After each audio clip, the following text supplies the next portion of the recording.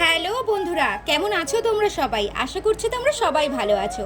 আজকে তোমাদের জন্য নিয়ে আসবো দারুণ একটা সুখবর। হ্যাঁ, ঠিকই ধরেছো।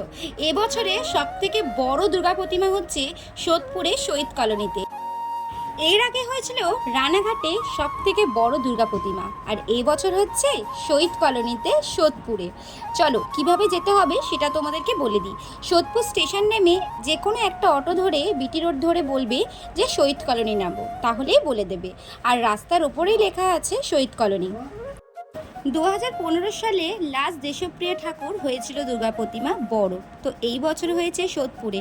তোমরা যারা যারা আসোনি একবার এসে ঘুরে যাও, দেখে নাও তোমাদের 100 ফুটের দুর্গা প্রতিমা। চলো এবার ভিতরে ঢোকা যাক।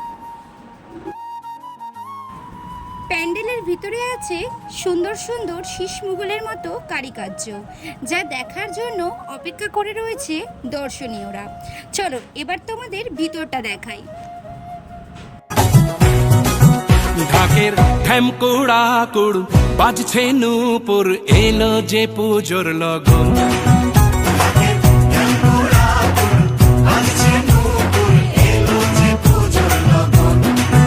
মায়ের আলতা পায়ের আলতো ছোঁয়ায় হলো যে অকাল বোধন। তো বন্ধুরা, ভিডিওটি কেমন লাগলো অবশ্যই কিন্তু কমেন্টস করে জানিও। ভালো লাগলে লাইক কমেন্ট শেয়ার করে দিও। টাটা।